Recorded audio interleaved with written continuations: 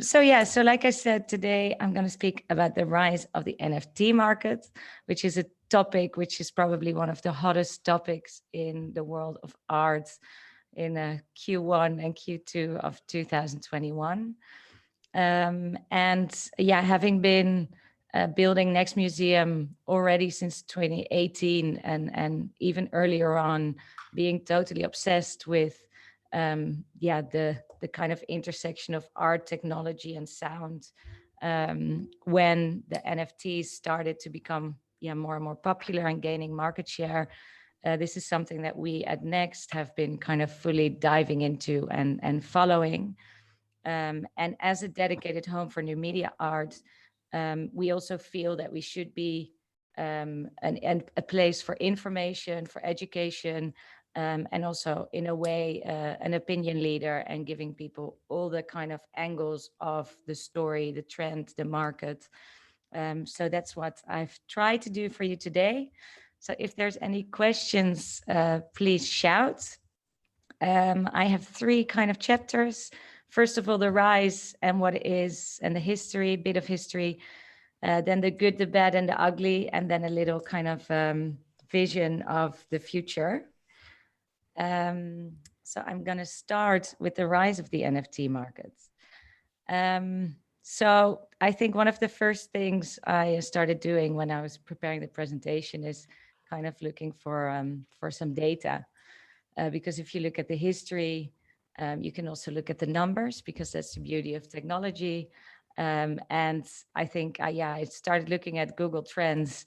And I think one really interesting thing is that huge spike in 2021 in March, which was actually in the week that Kitties and Mike Winkelmann called Beeple did a collaboration and dropped one of his artworks called Beeple, the first 5,000. So it's 5,000 individual artworks, which was totally spread in all the media, mainstream media. But actually, there's a whole story before that happened. So before I go into that, I think everyone knows, but if not, just to be on the safe side, I added just a short explanation to say what is an NFT. So just quickly, it's a non-fungible token, which means it's basically a unique proof of ownership, and it's a digital asset that you own. And it's bought and stored in a blockchain, documented in the blockchain. And it can be a video file, it can be an audio file, it can also be a photo, a JPEG, or any type of digital file. And the types of NFTs currently sold, I'm showing two on the right, just to give you an idea of the breadth, because it's not just art. It's also, for example, the first tweets that was ever sent by the owner of Twitter, the founder, Jack Dorsey. It's also memes, it's music, it's collectibles, and it actually started with collectibles, but it's also art pieces. So I've added the Daniel Arsham art piece, Eroding and Reforming Bust of Rome, which is one of his NFTs that constantly keeps changing because it erodes over time. But NFTs are definitely not new. So the interest has spiked and the media has picked up. But the first NFTs that were sold and bought in the Ethereum blockchain at scale were the crypto kitties already in 2017. So that was a game where you could buy them, sell them, and even breed your own crypto kitties, which is one of the really early kind of trends, so to say, where they use the NFT and they use blockchain technology to buy and sell collectibles. In 2018, a company called Larva Labs started developing CryptoPunks, which is 10,000 individual characters, which they gave away free of charge. So if you would have an Ethereum wallet, you could claim one. They were gone fairly quickly. And they're currently being sold for, the lowest price is 40,000 euros of dollars, sorry. But that used to be kind of, that was one of the early kind of collectibles in this space. And one of the other things I wanted to highlight is also that Beeple started dropping work before the March drop. because he made those 5,000 works, actually dropping an artwork every single day for the past 14 years on his Instagram. And the first drop he did on Nifty Gateway was in October 2020, also before the kind of big boom. And I've added this one, the politics is bullshit, because what he did is he sold these for $1, so 100 pieces for $1 each. So he really kind of tried to make a bit of a change and make art also accessible. So all these things, money was not really into play yet. They were either for free or it was really kind of research, trial and error of new technologies. And even before that, there was so much, experiment already. And I really liked this article by Anil Dash, the CEO of Glitch, who already started experimenting with NFTs in 2014, together with Kevin McCoy, who's an artist for a museum in New York. And they started testing with the technology, and their whole vision and their focus was the idea of putting the artist in charge and giving artists that make digital works control over their work, and giving them the opportunity to sell it, and to sell it in an online environment, and not just post it and share it, often for free. And often people were taking it and using it, and it could be copied really easily. So it was really a mechanism to protect and support the arts. And they've written a really good article also about, the fact that they think that at the moment it's been picked up and commercially exploited. But we'll get into that in more detail. But just to say that it's definitely not new. It's been there. And it really, a lot of people from the art world also harmed. And Dorpel, a Dutch artist, he also started experimenting with NFTs in 2015, when he started creating them and minting them. So it's really not such a new trend. It's just exploded recently. So this is to show the explosion. So here you can see in January 18, for example, the purple was the crypto kitties, which were kind of being traded and bought and sold and created. And actually, it was only in late 2020 that the transactions really started picking up. And there's kind of two reasons that are often being highlighted. One is obviously COVID. People were at home, and in a crisis, people want to invest in art, and they want to invest in things that are kind of keeping their value, so to say. And because they couldn't leave their house, people merged and kind of started looking online. So also platforms selling physical art really started flourishing during the pandemic. But the NFT market really started picking up when everyone was in their homes in that second lockdown, and the media started picking it up. And another big trend is Bitcoin. The people that made quite a bit of money in Bitcoin, they had their Ethereum wallets, their cryptocurrencies. So for these people, it was a really interesting and easy step to step into the world of NFTs and start actually buying them, which was also heavily money driven, which you can see here. So I thought this was quite interesting, which is the average price of an NFT sale. And also here you can see that in 2021, it completely peaked and went up, and that CryptoPunks are still one of the highest selling individual art pieces, being one of the kind of foundations of the whole NFT world. So for me, this is pretty accurate, this quote of Mr. Zaboulis, the CEO of H Finance. Yes, it's a bubble. Yes, it will pop. It kind of, some people say it already has popped in April when the market went down. But I also believe that it's a technology that really made a really big impact and a big change. And I think the technology is there to stay. I think the technology will actually still support artists, support collectors. And I think it's really interesting to see that after this hype and after this focus, this FOMO for people to focus only on flipping them and making money, I think if the focus starts to shift towards curation, towards quality, I think this technology is absolutely groundbreaking and here to stay. So the good, the bad, and ugly. This is, yeah, one of the, I think, really interesting art pieces. It's by Exie Shells. She's a she artist from the US. It's the highest selling female artist in the world. And all the proceeds of the piece, Dreaming at Dusk, were basically giving away to charity, which is the Tor project, which is focused all around privacy in the online environment and kind of, yeah, helping support us not being totally controlled in the online world.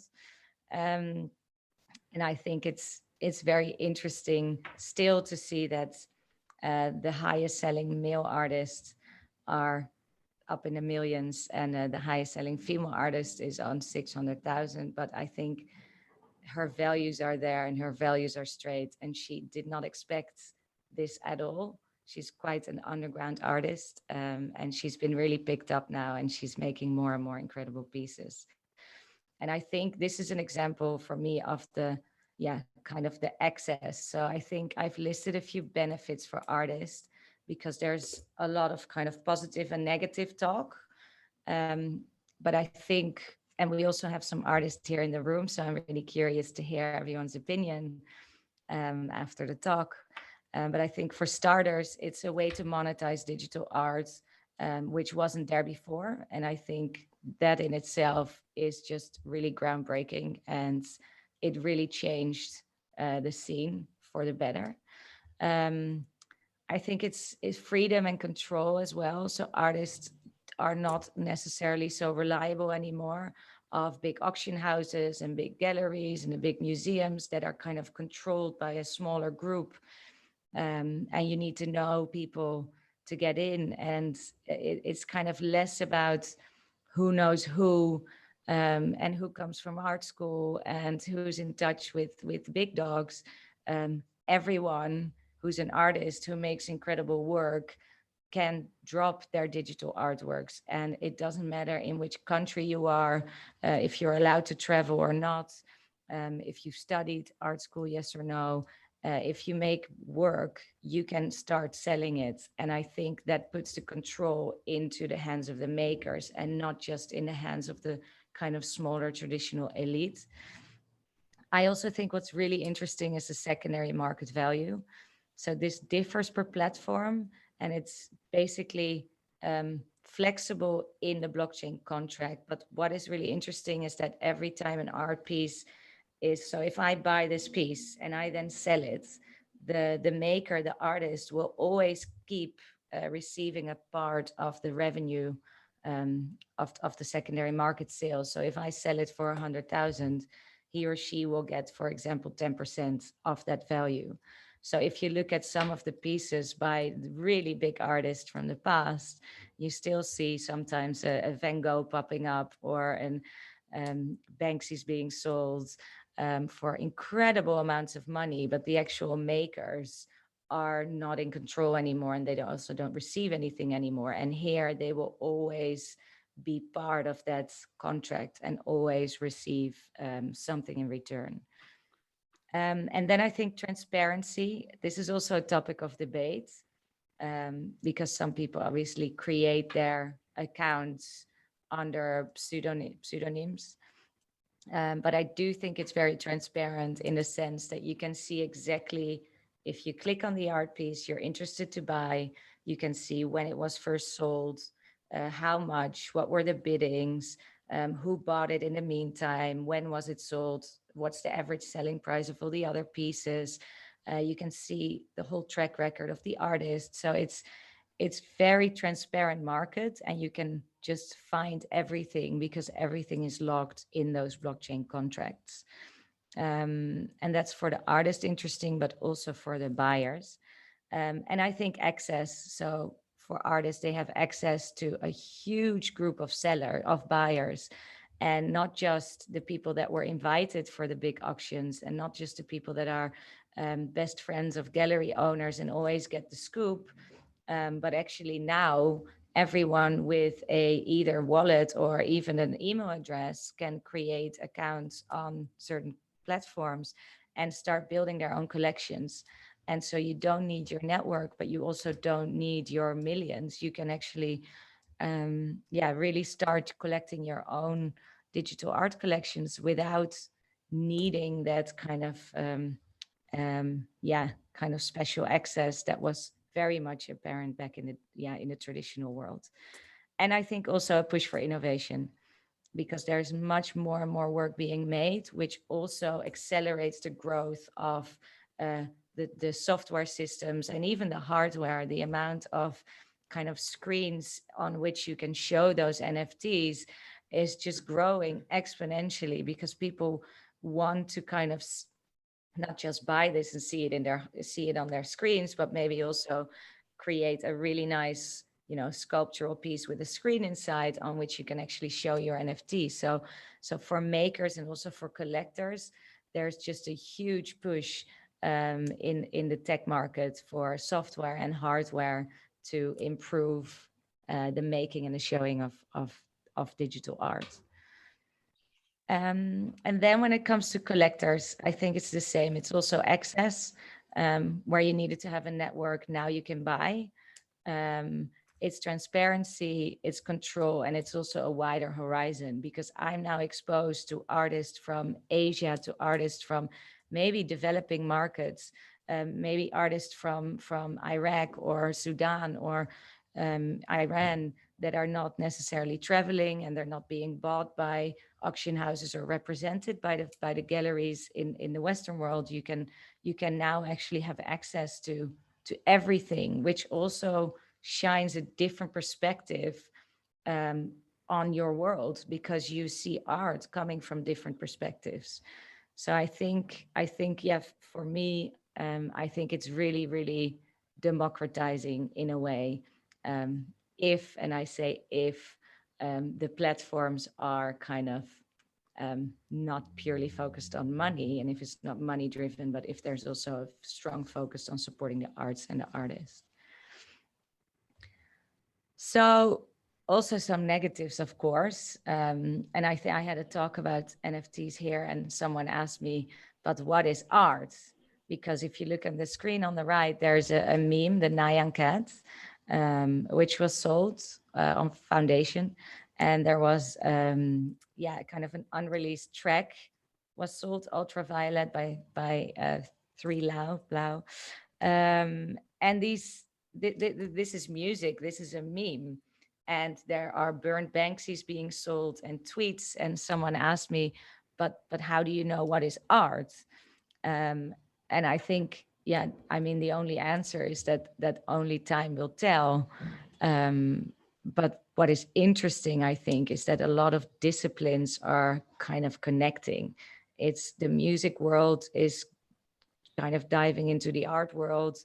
The kind of the memes, the tweets, the pop culture, the digital online culture of makers is also kind of merging.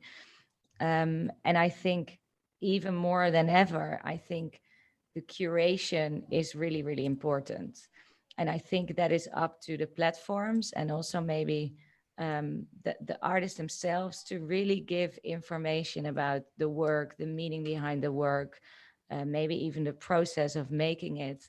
And you see more and more platforms popping up, which are more curated, and their focus is really curating drops around a certain theme or with a certain really high level of craftsmanship.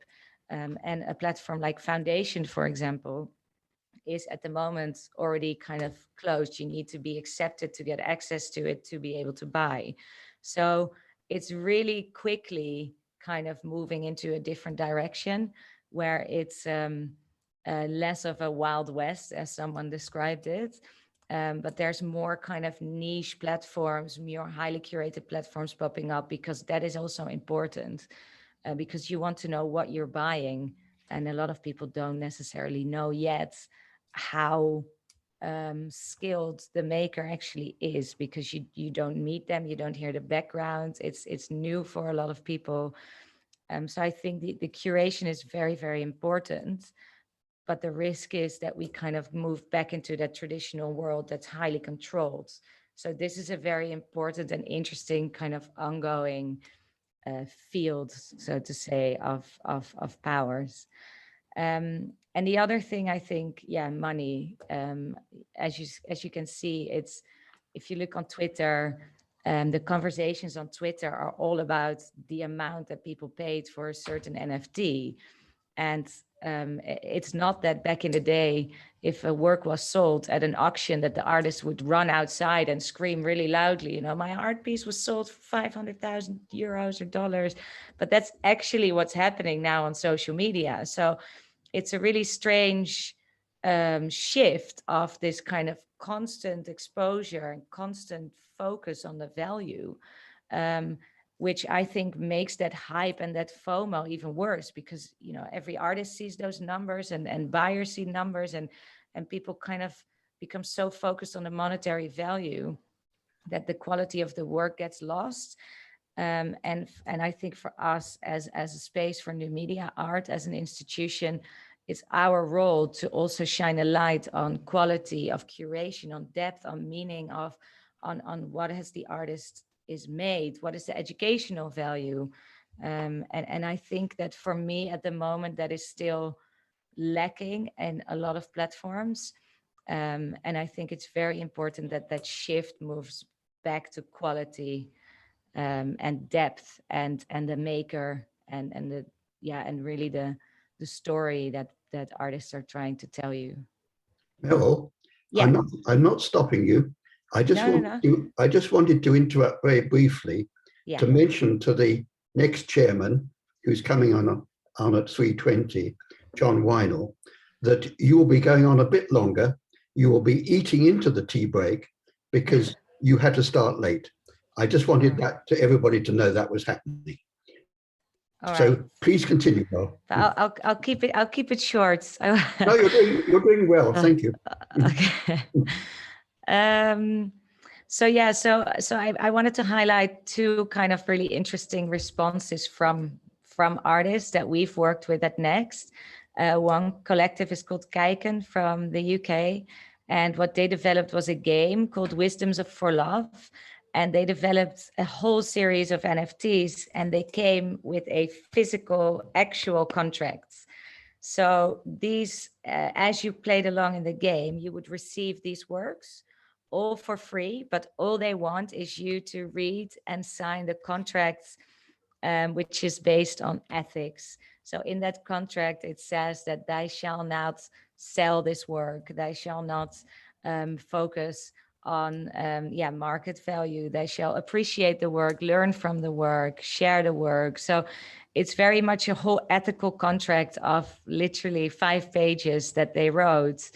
They gave them away for free, and they are all kind of, they're kind of going against and showing the other side of how you can also do this. And I think these artists are early 20s, super young, incredibly talented, really, really skilled in the kind of metaverse they create.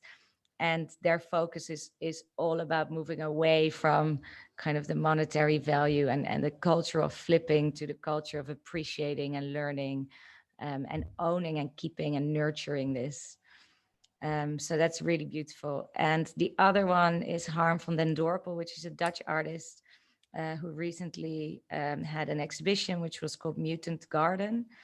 And he builds almost 360 work. So he has physical prints, he has a generative artwork, which is the one you can see with the screens on the wall, and also NFTs. And they're all part of the same collection, and they're all built around a mathematical formula with which these artworks are constantly changing.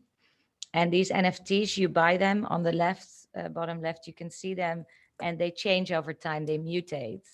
And Harm built his own channel, his own NFT, kind of platform to sell these, because he also wanted to move away from the bigger kind of more commercial platforms where there's so much noise from all these different disciplines. And for him, it's not about the money, but it's about the message, and it's about the technical capabilities. And he's really looking at the future.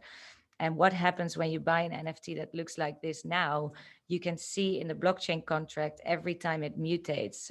So when you buy this work, you can also see how often it already has mutated and where it came from. So for me, these are two beautiful examples of from the art world, how artists are taking matters into their own hands, and they are developing NFTs, but they are doing it in their own kind of more kind of, yeah, ethical ways, so to speak. Lastly, the future. And this is really short, but I think this is what is really, really interesting. For me, the future is really looking at how to bridge digital and physical. And because of this whole new kind of online environment, you can now explore virtual museums with incredible art pieces, and you put your VR glasses on and you explore the works and you meet other avatars. And it's happening with digital fashion. It's happening with digital art, gaming, and I think the metaverse is so interesting because you can build your own worlds, and artists can build their own worlds, and there's no boundaries, and there's ways in which you can express yourself that are so forward looking, that I'm like beyond interested and obsessed with what is to come. But I also think that puts people, that disconnects people in a way, because if I've been sitting there with my VR headset on for more than 25 minutes, you come out and you're kind of, well, in a way also a bit dizzy, but also disconnected from reality. And what I would like to research and discover is very much like, how can you bridge that gap between digital and physical? How can you still connect people in physical ways, but keep building on this kind of digital, universal, no boundaries, decentralized landscape that is being built. And for me, it's also exploring how to experience digital art online and offline, moving away from the focus on the monetary value and really building an ecosystem that supports not just buying and selling, but supporting research, education, and creation, because ultimately that will inspire also a younger generation to delve into the world of new media art and explore it to its full potential.